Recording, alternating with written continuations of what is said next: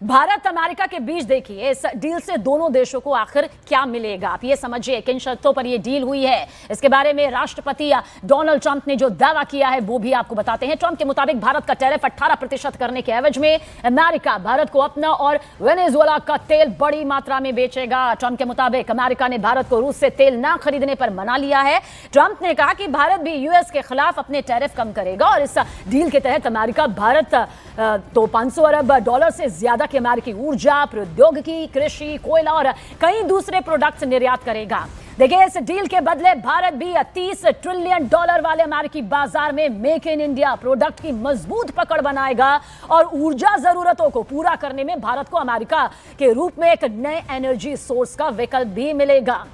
और अमेरिका के साथ देखिए इस डील पर अर्थशास्त्री दीप्ति भारद्वाज का क्या कुछ कहना रहा, यह भी आप सुन लीजिए। देखिए बहुत बड़ी बात है ये कि 18% टैरिफ घटना कि हम सीधा 25 से इसको 18 पे ला रहे हैं।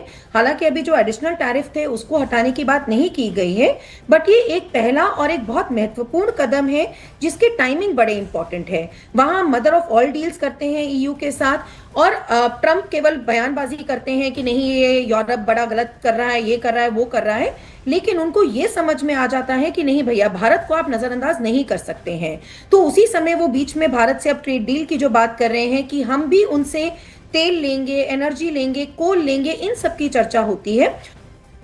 और हमारे सहयोगी शैलेंद्र वांगू भी हमारे साथ हैं। शैलेंद्र, क्या कुछ अब आपको लगता है वो कौन से अहम मुद्दे जिन पर ये पूरा समझौता, जिन पर 50 से 18 तक का ये पूरा सफर यहां पर तय हुआ है? लेकिन इसके साथ साथ शैलेंद्र ये जरूर जोड़िएगा कि पड़ोसी मुल्क पाकिस्तान के लिए भी ये कितना बड़ा तमाचा है, जो इस बात पर बड़ा खुश हो रहा था कि देखिए आपने बहुत रिश्ते तो अच्छे कायम कर लिए, दौरे तो यहां पर हुए, लेकिन फिर भी 50% का टैरिफ आप पर लगा था। देखिए बिल्कुल जाहिर तौर पर सबीना की जिस तरह की बातचीत चल रही थी और ये जिस तरह से भारत ने एक संयम बरतते हुए वो बिना ट्रंप के जो कमेंट्स उन पर रिएक्ट करते हुए, हमने कल भी देखा कि भारत ने रिएक्ट नहीं किया जो कि अन्य मुद्दे ट्रंप ने रखे हैं सामने, तो लगातार ये बातचीत जारी थी। हमने ये भी देखा था कि कॉमर्स मिनिस्टर पीयूष गोयल भी यूएस दौरे पर गए थे, यूएस डेलीगेशन भी भारत दौरे पर आई थी और लगातार ये बातचीत चल रही थी। लेकिन अहम बात यह है कि इस ट्रेड डील से अब आगे को लेकर माना यह जा रहा है कि भारत और अमेरिका के जो संबंध हैं वो पहले से बेहतर होंगे। और पिछले महीने जिस तरह से सर्जियो गौर जिन्होंने चार्ज लिया यहाँ पर यूएस एम्बेसडर का भारत में, उसके बाद माना जा रहा था कि अब संबंध जो है वापस धीरे धीरे पटरी पर लौटेंगे। और इसी बीच आपको ये भी बता दें कि अमेरिका में है भारतीय विदेश मंत्री एस जयशंकर, उनकी मुलाकात मार्को रूबियो से भी होगी और वो क्रिटिकल मिनरल्स मिनिस्ट्रियल जो मीटिंग होने वाली है उसमें भी वो शिरकत करेंगे। अगर हम बात करें उन देशों की जो सब कॉन्टिनेंट में है, तो जाहिर तौर पर भारत एक महत्वपूर्ण देश है, एक बड़ा बाजार है, तो ऐसे में जो टैरिफ सबसे अधिक अगर कहीं कम है तो वो भारत में है। अगर हम पाकिस्तान की बात करें तो हमने ये भी देखा था कि किस तरह से व्हाइट हाउस में शहबाज शरीफ और उनके फील्ड मार्शल आसिम मुनीर पहुंचे थे और उन्होंने बलूचिस्तान से लाए हुए जो क्रिटिकल मिनरल्स उनका डिस्प्ले भी किया था, लेकिन उसकी बहुत बड़ी राहत नहीं देखी मिलते हुए। हालांकि शुरुआत में पाकिस्तान ने इसको सेलिब्रेट किया कि उन्होंने ट्रेड डील क्रैक कर ली है भारत से पहले और एक बड़ी राहत उनको मिली है, लेकिन जब असल तस्वीर सामने आती है तो ये साफ हो जाता है कि जो असल जो विनर है यहाँ पर पूरे सबकॉन्टिनेंट में वो भारत है, क्योंकि टैरिफ जो है 50% से घटाकर 18% कर दिया गया। आपको ये भी याद दिला दें कि एक और मुल्क था जिस पर 50% टैरिफ लगाया था अमेरिका की तरफ से, वो ब्राजील था, हालांकि उसको अब तक राहत नहीं मिल पाई। रविंद्र जी, आपको लगता है कि इसे सिर्फ 50% से 18% तक का ये पूरा सफर या इस गैप को समझने की जरूरत नहीं होगी, बल्कि इसे भारत की उस रणनीति से बार बार जोड़कर इसलिए देखा जा रहा है जो कि एक बड़ी चिंता का सबब तो था कि 50% इसका प्रभाव क्या हो सकता है। अब आपको मौजूदा भविष्य क्या कुछ नजर आता है, रिश्तों को लेकर भी, व्यापार को लेकर भी और आर्थिक मोर्चे पर भारत के लिए?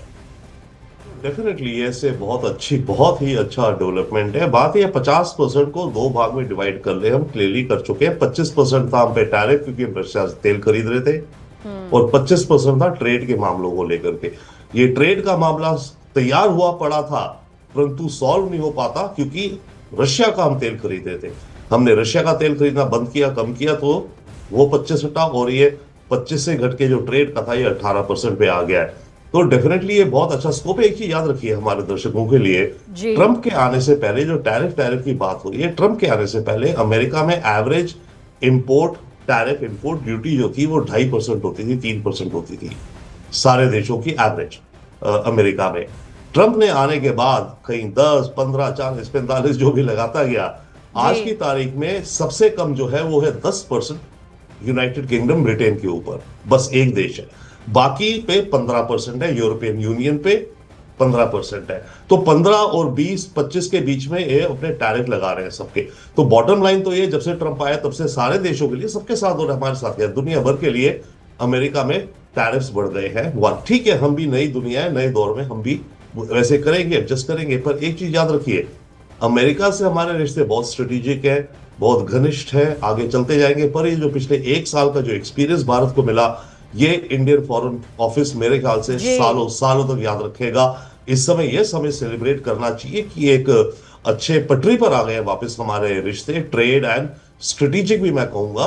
परंतु इस पिछले एक साल का और जो टैरिफ्स का हमने जो एक्सपीरियंस किया, अमेरिकन फॉरेन पॉलिसी जिस हिसाब से कंडक्ट होती है, मैं खुद एक लॉबी का को फाउंडर हूं अमेरिका में। हम भारत और अमेरिका के रिश्तों में बहुत ज्यादा काफी काम करते हैं पिछले 20-25 वर्षों से।